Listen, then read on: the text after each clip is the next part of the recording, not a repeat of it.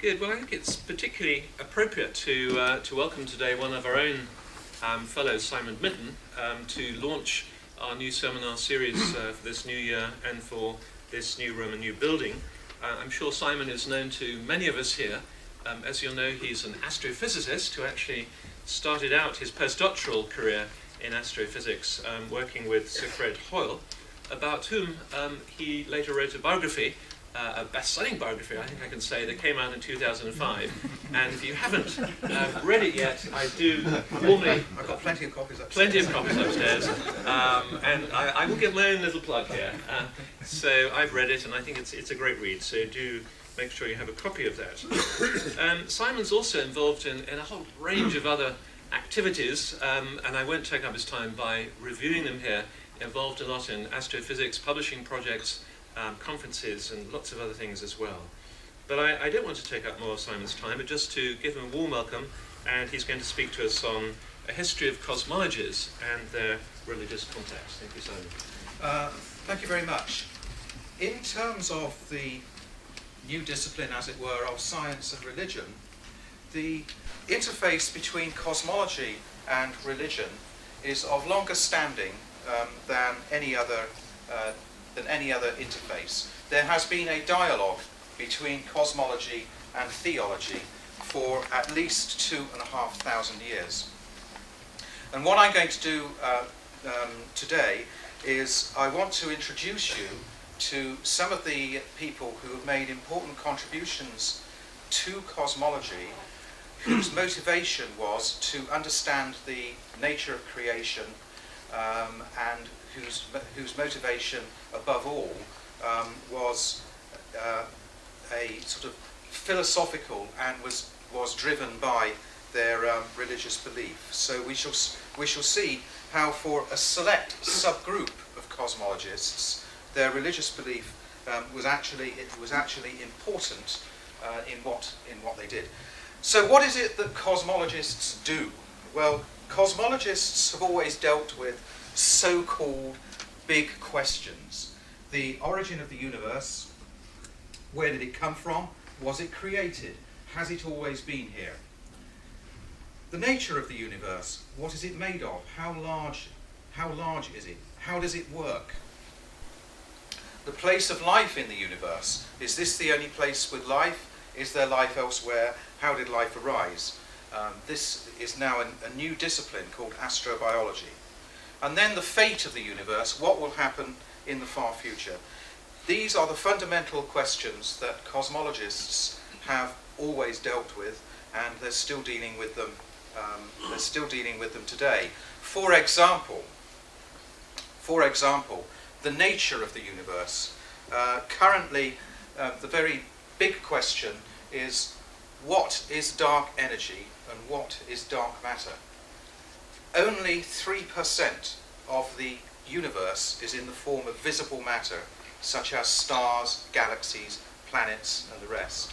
97% of the universe is in the form of matter, which we do not understand and we don't know how it works, and is in the form of a vacuum energy, which is absolutely dominating the dynamics of the universe. So I mention that just to give you a little current note of what kinds of questions do cosmologists try to answer. I am going to begin in antiquity with some brief remarks about the Greek and Hellenistic philosophers. And I begin my story with this wonderful fresco, which was done in 1509 by Raphael, and many of you will have seen it. You can go and see it in the library of the apartments of Julius II in the Vatican. Raphael is creating here, in this picture, a suitable environment for the Pope's library. He did the fresco on the wall, which formed part of the philosophy section of the library.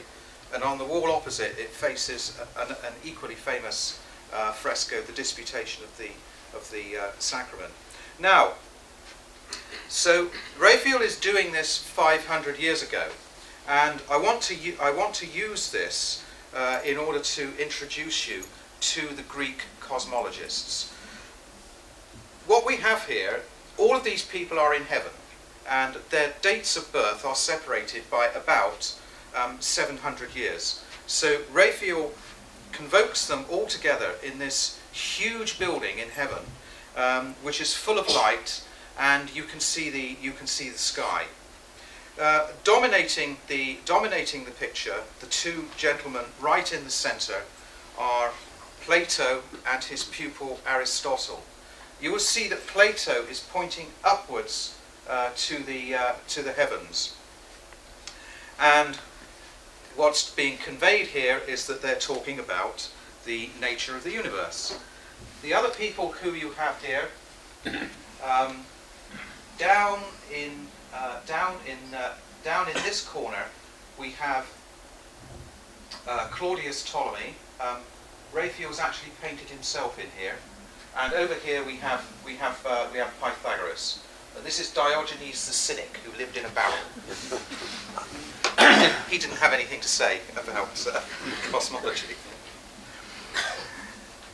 It is to Aristotle that we owe a tradition that continued right through to the Middle Ages, about the nature of the universe. The Aristotelian universe, like most of the universes considered in ancient times, had the Earth at the centre, with spheres surrounding the Earth which carried the planets, and there was a medium which pervaded and filled the universe. You might call it an ether or a crystalline substance. The people who came after Aristotle, such as Hipparchus and the rest of them, basically took up this model of the universe, and they developed it further. I'm not going to step you through all of these people. I'm going to bring you abruptly to the last and the most important of the cosmologists, astronomers of antiquity, and that's Claudius Ptolemy, who lived in Alexandria in the 2nd century AD. His influence was very great. His most famous work is called the Almagest. That's his Arabic title. It's a summary or a syntax of more or less everything that was known about astronomy and astrology at the time that Ptolemy wrote. In a sense, given my publishing background, I would say that the Almagest was a very important early textbook of astronomy, and that indeed is how it was used for hundreds of years in the Islamic world, and then reintroduced back onto the European stage in about the 12th century. Ptolemy's influence has been immense. He took and he updated the star catalogue of Hipparchus. The 48 classical constellations are recorded and named by him, and with only one or two exceptions, we use today the names that he gave them. Now, in the Almagest, we are very fortunate because Ptolemy, in a prologue or an introduction, explains to us what it was that drew him to mathematics and astronomy. He introduces in the preface of his book the idea that the celestial bodies have a special significance for the human soul. Ptolemy writes that he considers that the celestial bodies are themselves divine, and he suggested that the study of their nature and their motion is actually an ethical endeavour, because by studying and emulating the celestial motions, astronomy enables man to become as similar to the divine as is humanly possible. Ptolemy, like many of his contemporaries, regarded mathematics as being the highest form of philosophy, and for him, astronomy was a means of teaching man how to regulate his life in the imitation of the order, the tranquility, and the constancy of the cosmos. He states in his preface that his own goal, is to become more divine through the attainment of inner peace and tranquility, and he's going to achieve that by studying astronomy. So he's got the Earth-centered universe and the knowledge from Hipparchus and Aristotle and so on. Now, how these universes work, I'll just rehearse this for those of you who don't have an astronomical or scientific background. The motion of the planets across the sky is rather irregular, and one of the very striking irregularities occurs with the planet Mars. In the sun-centered universe, our solar system, Earth is orbiting inside the orbit of Mars. Earth takes 12 months to go around the solar system, and Mars takes 26 months. This has the effect that the Earth regularly, every 2 years, is undertaking, as it were, Mars in its orbit. And if you look at the position of Mars on the night sky, you find that it goes through a loop and travels backwards. So with an Earth-centered universe, and using circles, because Aristotle wanted the planetary motion to be motion along a circle, and he wanted that motion to be a uniform velocity. You can reproduce some aspects of this retrograde motion if you have the planet on, as it were, 2 orbits.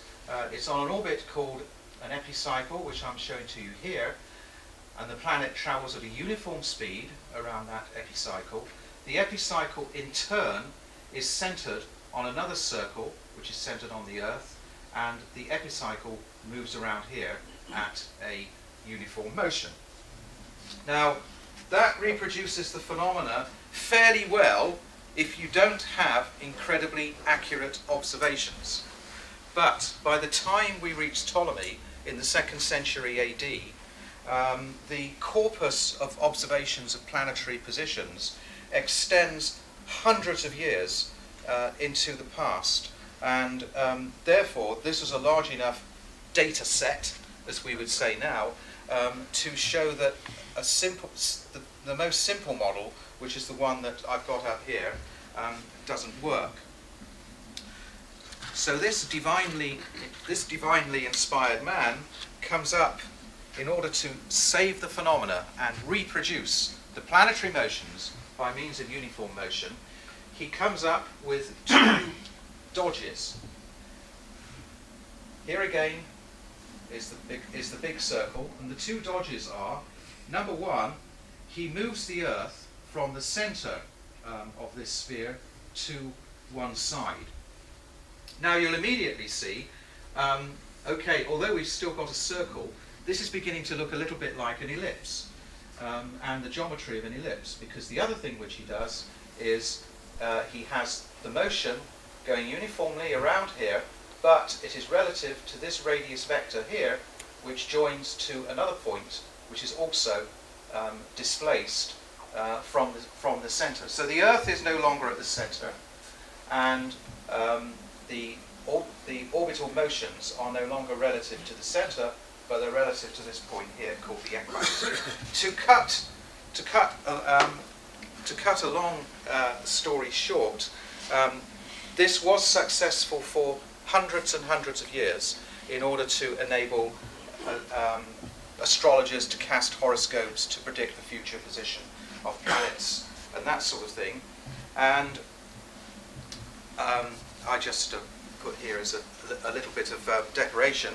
Of course, as you all know, what happened is that this knowledge was lost to Western Europe with the collapse of the Western Roman Empire, and it is the Islamic and Muslim scholars and astronomers who preserved all of this stuff, translating it into Arabic, and then with the recovery of this knowledge in 11th, 12th century, they were translated back into Greek and into Latin. Ptolemy's Almagest survived in the curriculum for a very considerable period. We'll come to Copernicus in a moment, but Copernicus's ideas did not take off immediately.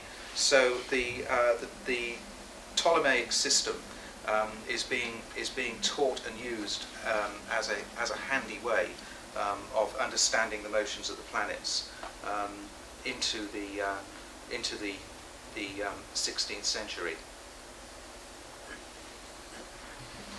The second person I want to come to is none other than Nicholas Copernicus, who was born in 1473.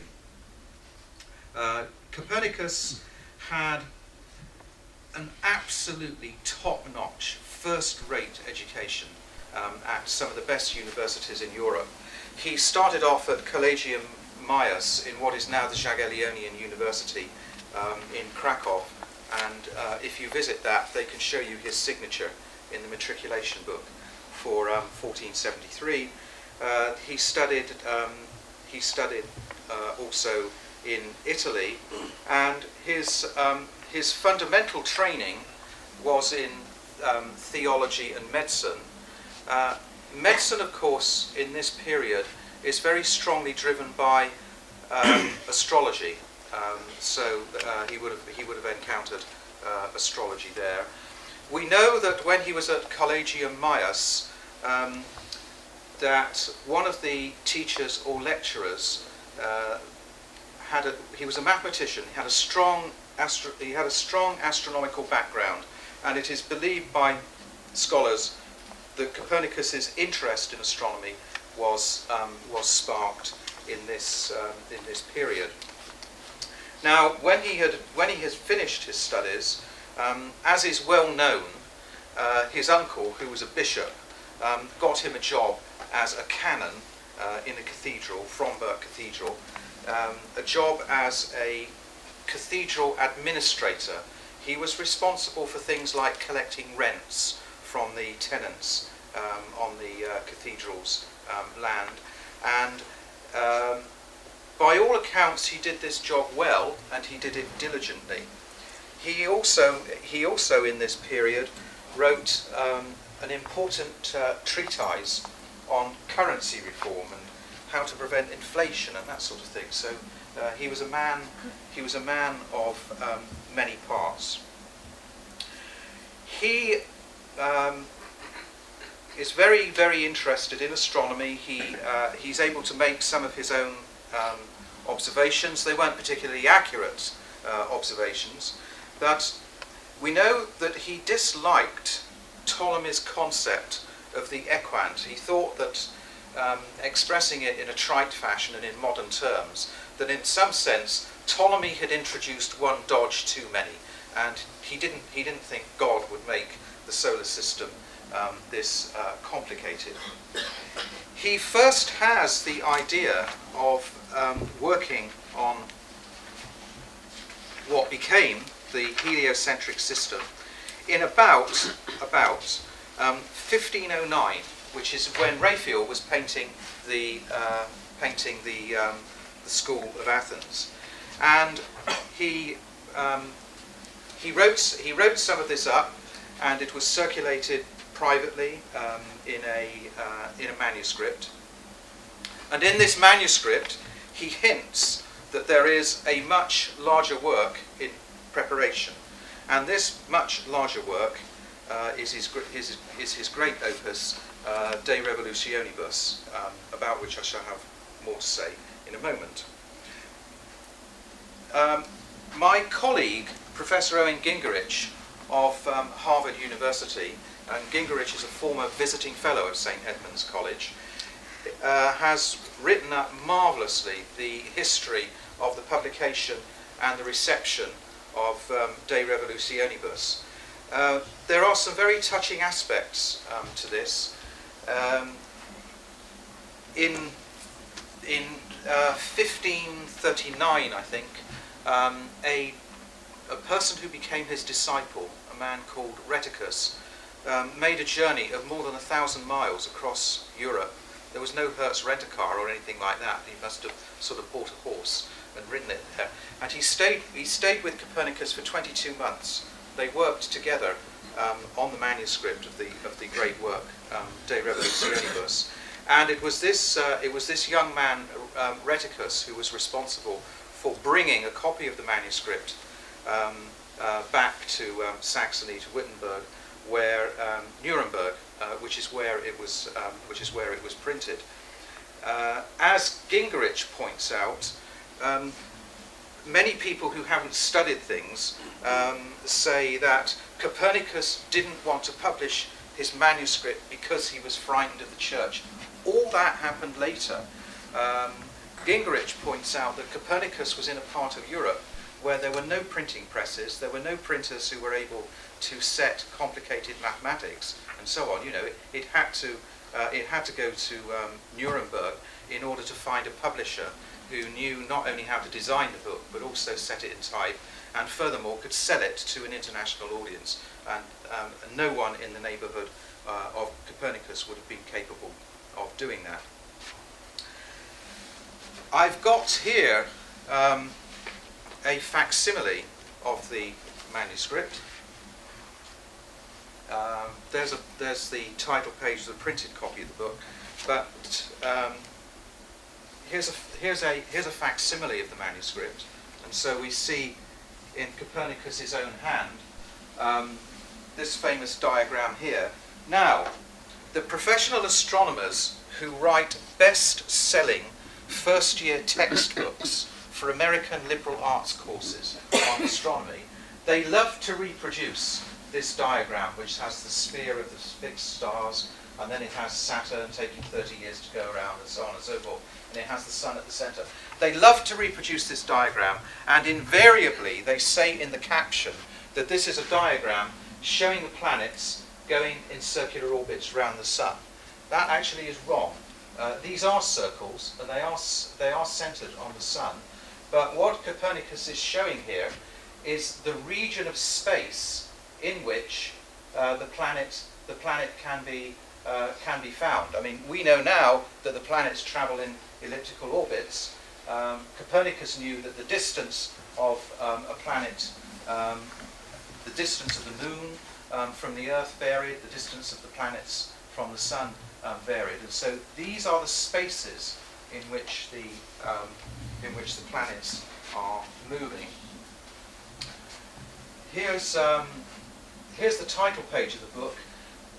This little Greek tag here, that translates as, roughly, let no one who does not know geometry enter here. That was over the academy in Athens. Now, I'm going to read you the publisher's blurb, because as a former publisher, I think the blurb, which would have been written by the printer, is a real masterpiece. So there it is. It's centered on the title page, and the translation is: "You have in this recent work, studious reader, the motion of both the fixed stars and the planets, restored from ancient as well as recent observations, and outfitted with wonderful new and admirable hypotheses. You also have most expeditious tables, from which you can easily compute the positions of the planets for any time. Therefore, buy, read, and profit." What a great club. So, and indeed, that is what happened, because the first users and owners of the book who actually read it, I think it's Thomas Kuhn who described it as the book that nobody read, which is completely untrue. They were astrologers. Now, for the purposes of this little talk today, with Copernicus, we get the correct picture of the solar system, that the sun is at the centre, and so on and so forth. We get that, But importantly, Copernicus did feel that he had discovered reality. What he describes in De Revolutionibus can look like it's just a series of computational devices, and indeed, and scandalously, the copy editor, Osiander, unknown to Copernicus, writes a little preface to go at the front of the printed version of the book, basically saying that these are hypotheses, they are calculating devices, and so on, but it's not to be taken literally true. Rheticus, according to Gingerich, was absolutely furious when he saw that and refused to do any further business with this printer for whom he had been acting as a commissioning editor. So Copernicus felt strongly that his model described reality. It wasn't just a calculating engine or a calculating device. So that was the revolutions of the heavenly spheres. The next person about who I want to say a few words is the guy who Gingerich calls the man with the golden nose. Tycho Brahe, a Danish nobleman who did not accept the Copernican philosophy.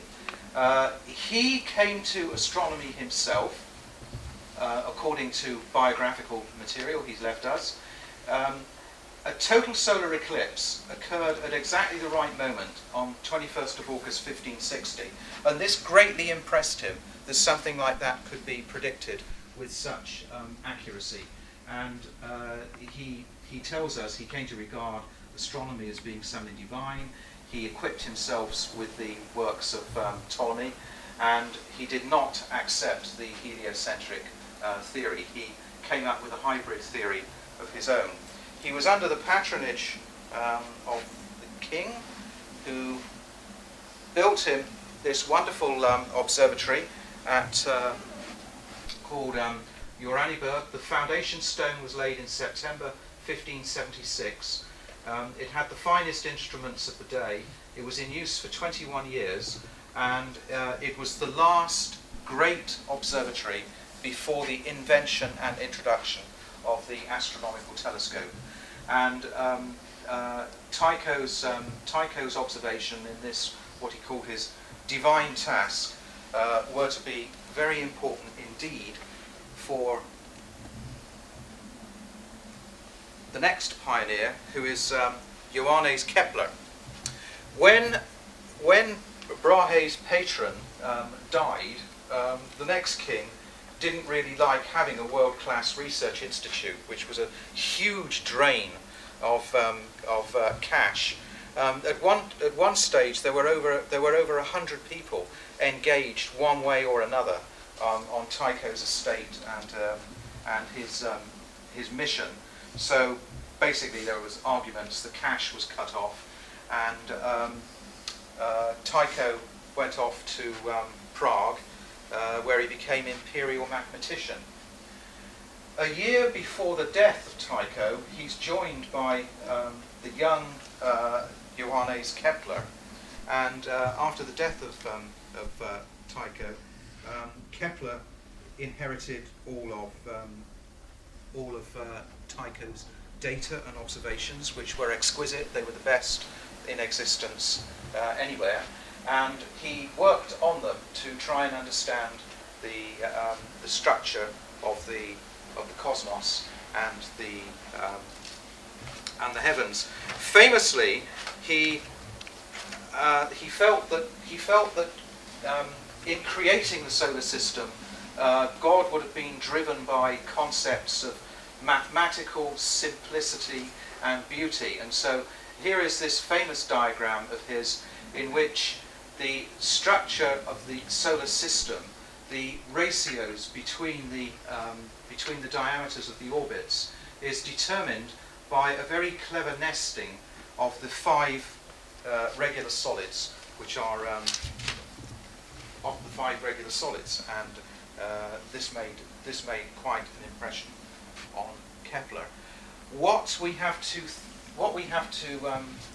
thank him for, of course, is he laboured for many years on the orbit of Mars, and finally and correctly concluded that the planets travel on elliptical orbits with the Sun at one focus and with the radius vector sweeping out equal areas in equal time.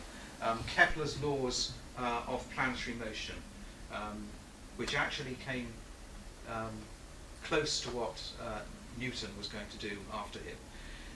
Kepler believed that everything in nature is arranged according to measure and number, and he felt that geometry was what the Creator used in order to model the whole of the world. His axiom was that nothing in the world was created by God without a plan, and he sought that plan very diligently. Well, now we come to Cambridge, and a few words about Isaac Newton and astronomy and Principia. My talk today is about cosmologies and their religious contexts.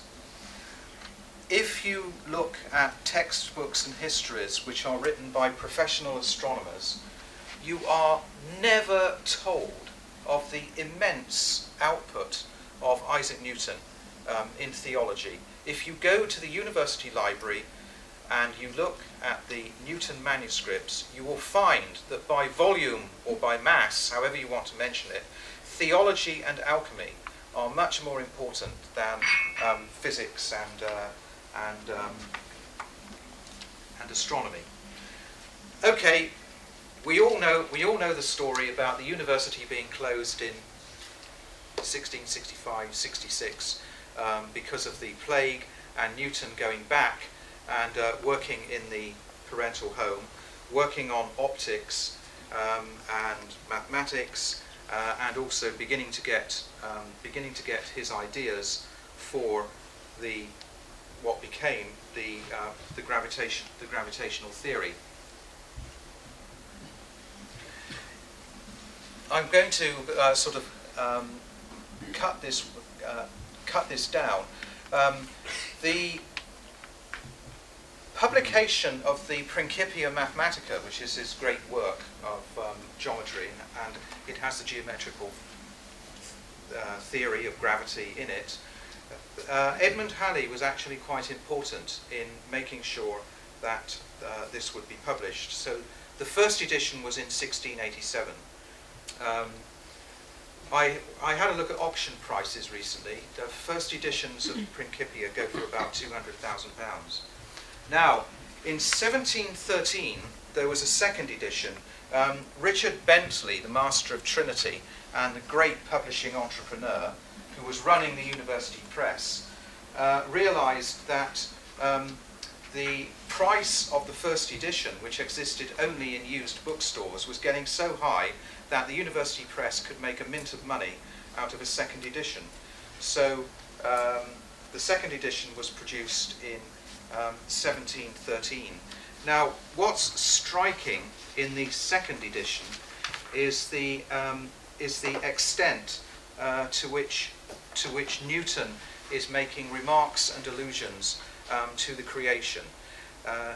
He, like Copernicus and like Ptolemy, is trying, as it were, to read the mind of God and to find out how this divine creation is working. We know that during the 1670s, he was working almost exclusively on theology. He became absolutely fascinated by the history of the scriptures in the 4th century. He read and he mastered the entire corpus of patristic literature, all of the great fathers of the church, and so on. He read what they'd got to say.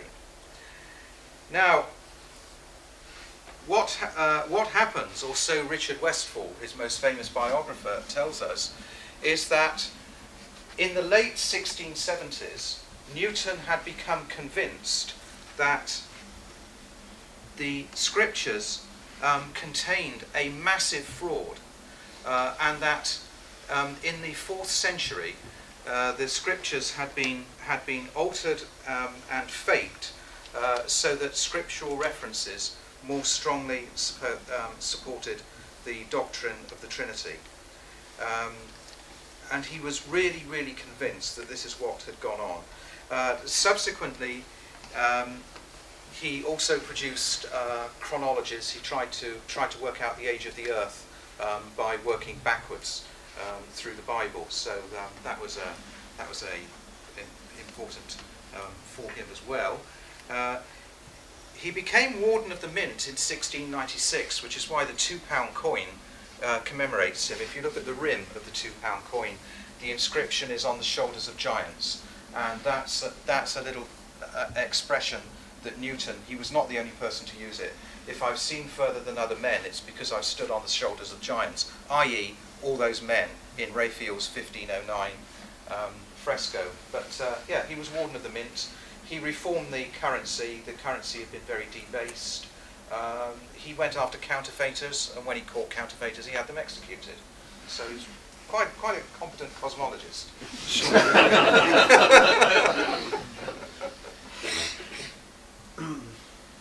I want to say something about Eddington, who was up at the observatories.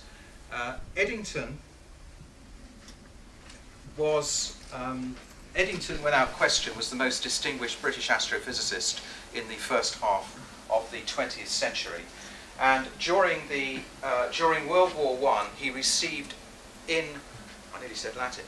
He received in German a copy of Einstein's paper of 1915 on the theory that we now call general relativity. And Eddington understood this theory and realized how important it was really early on, and he set about popularizing this new theory of gravity, which was going to replace Newton.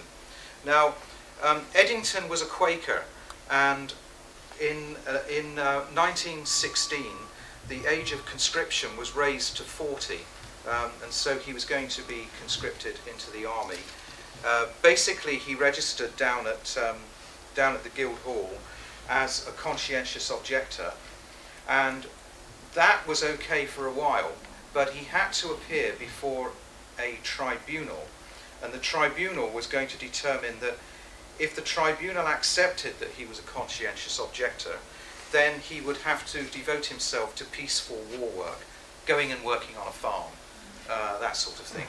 And as a Quaker, he did not want to do that. He had a lucky escape because the Royal Society, partly at the instigation of Eddington, had decided that the war would surely be over by 1919.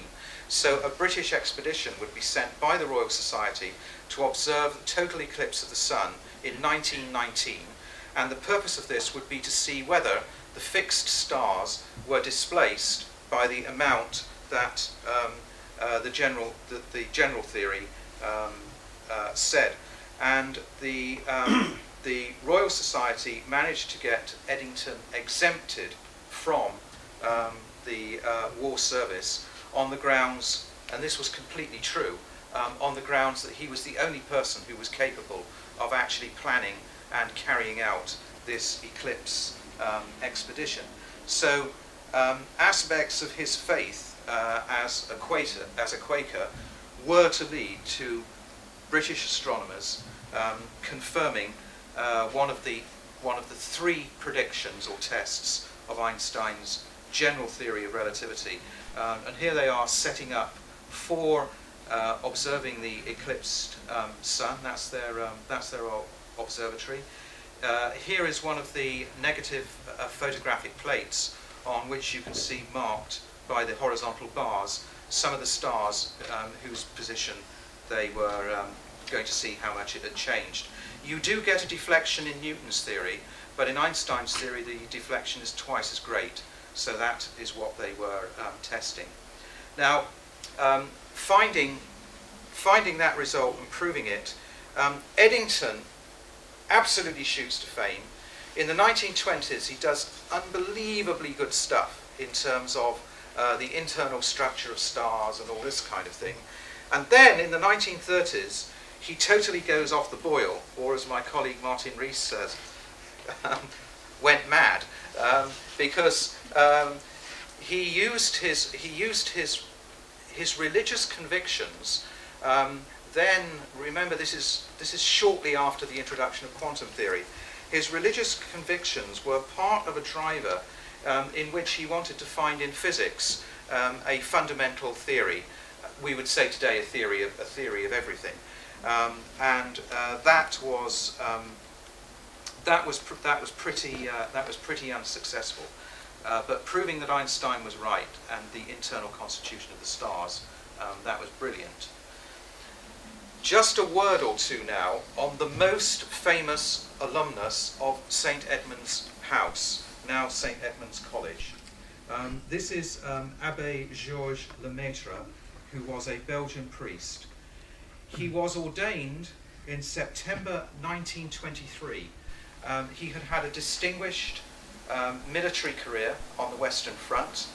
He had got a doctorate in mathematics, and he had been 3 years at a Jesuit seminary. He was not himself a Jesuit, but he was trained by the Jesuit. 3 years in a Jesuit seminary doing theology. And he arrived at St Edmund's House 1 week after his ordination to spend a year working with Arthur Eddington. Eddington at this stage has not gone crazy, so it was a very, very, very good year.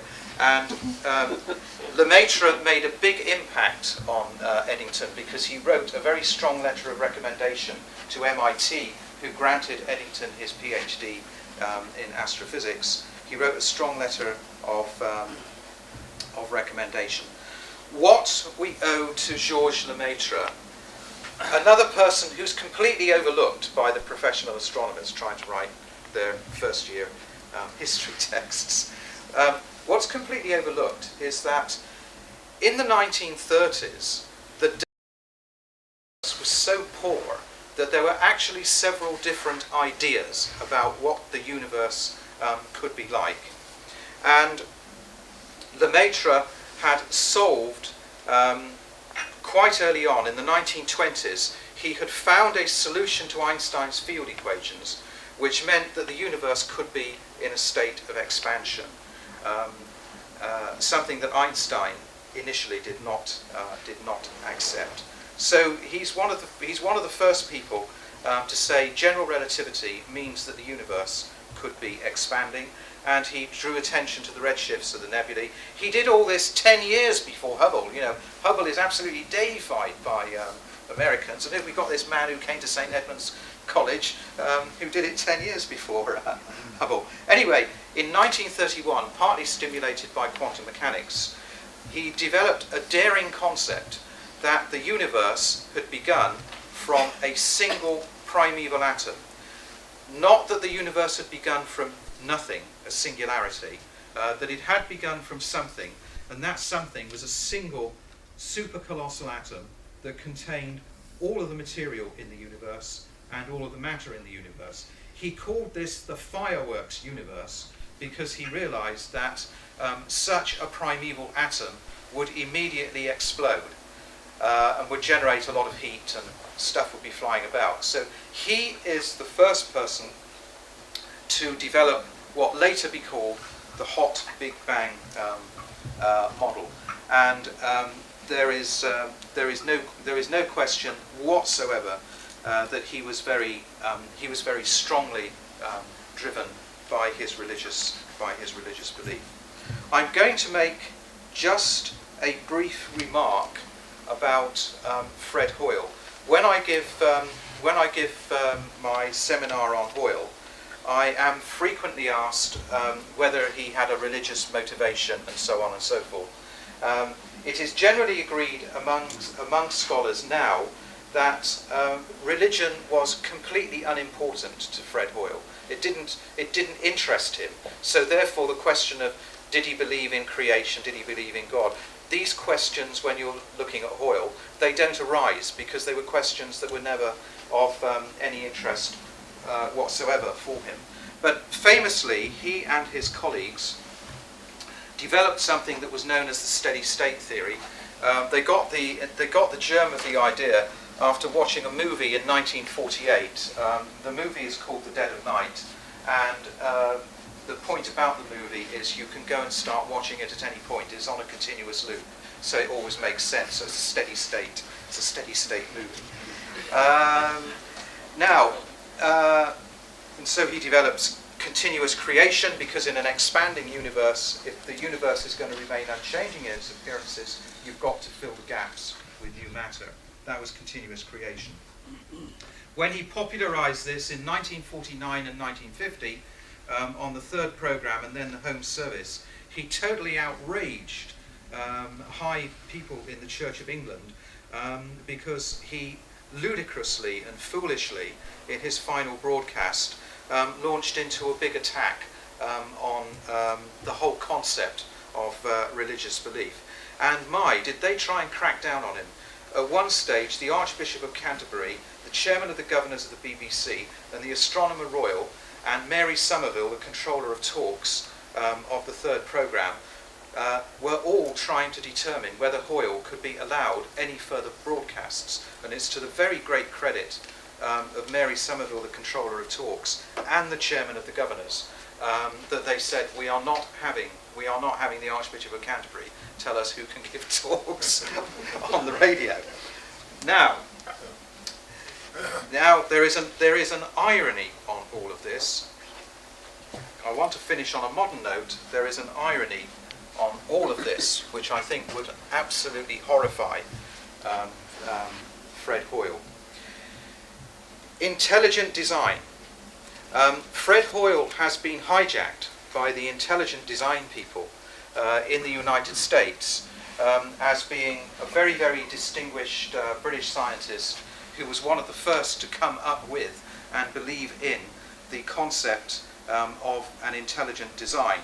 And just for your amusement, I went to Google News just now, and I see that in Fort Wayne, Wisconsin, was published yesterday a little news story about how creationists and intelligent design people are trying to influence the local school board in order to get all of this taught in addition to Darwinian. And it says in this news story that Hoyle had said that the statistical odds of evolution are not very good. In 1981, Sir Fred Hoyle originated the steady state theory, calculated the probability of life originating by random processes was 1 chance in 10 to the power of 40,000, 10 with 40,000 zeros behind it. Now that remark, which I think Fred only intended as a joke, he precedes it by saying you would never expect a Boeing 747 aircraft to self-assemble itself in the Boeing factory. You know, even though all the bits are inside the factory, it can't self-assemble itself. I am sure, because I knew Fred well, that he probably intended all of that just as a joke or a throwaway remark. But it's rather chilling the extent to which the intelligent design people have taken all of this up and are saying that, you know, this British cosmologist, he was one of the first to develop the intelligent design concept. So I'm going to finish on that modern note. Thank you very much.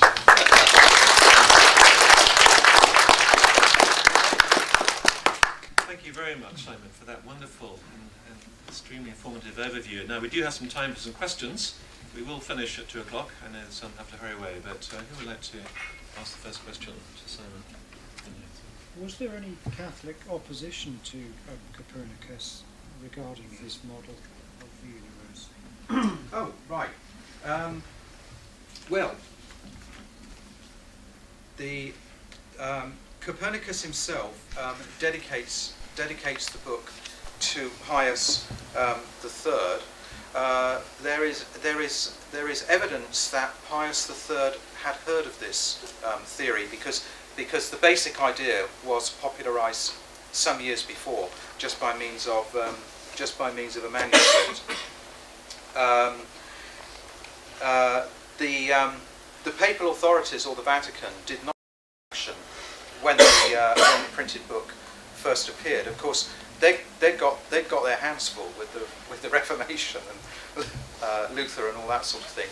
It did not appear on the index of forbidden books until very early in the 17th century. The Vatican Library has 3 copies of the first edition. So at least one of which has got offensive things scratched out. But the highly organised opposition came somewhat later. When I was 3 years ago in Collegium Maius going through the museum, and we had a local guide, and he gave us a good tour, and showed us the matriculation book and all that sort of thing, and their copy of the first edition, and so on and so forth. So when he's showing us the copy of the first edition, which was published in 1543, mark you, he's saying, oh, well, Copernicus wouldn't publish because he was terrified he'd be burned at the stake like Giordano Bruno. Excuse me, that happened in 1600. So, there's all this myth is being created in astronomy textbooks by people who aren't taking trouble to. You don't have to go to primary sources. I mean, just go to some secondary sources. But I think I've answered your question. There was no organised opposition to begin with.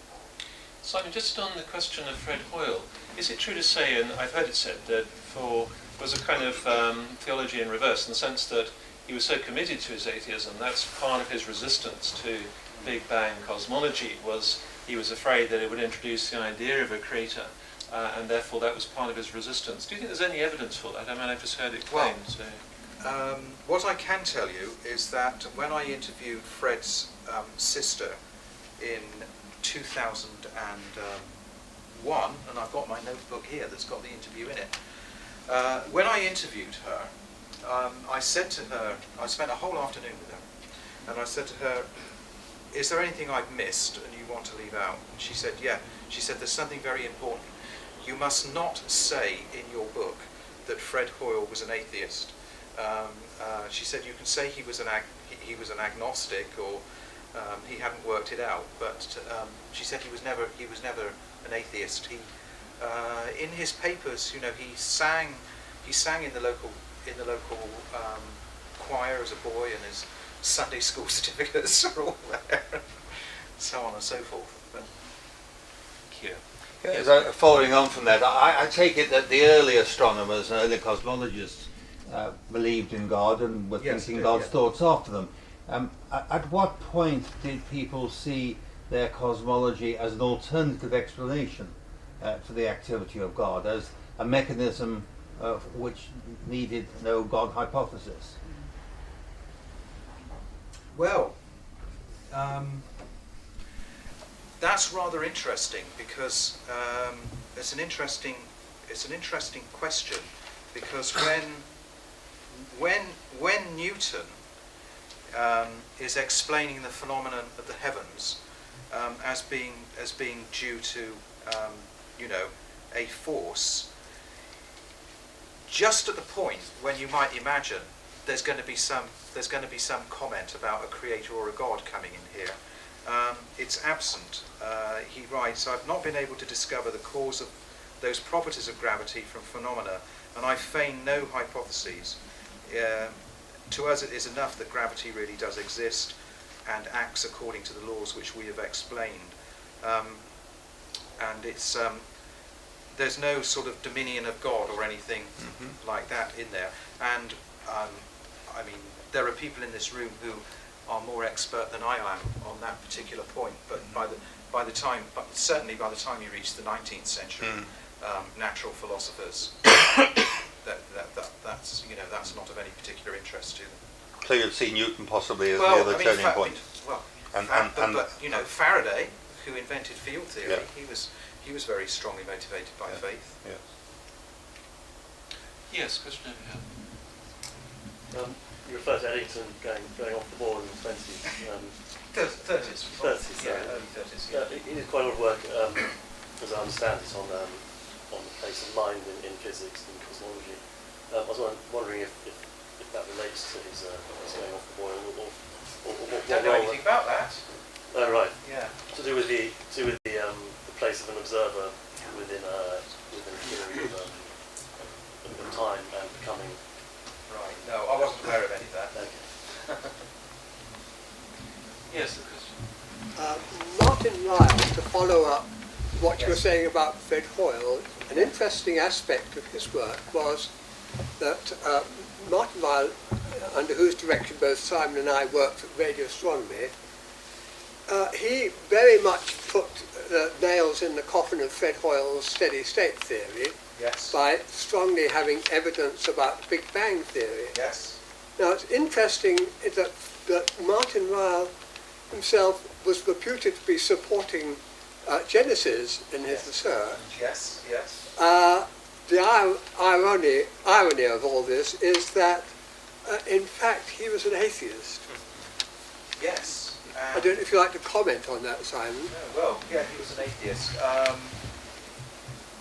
Is it? Well, his uncle was Gilbert Ryle, who was also the philosopher, who was also an atheist.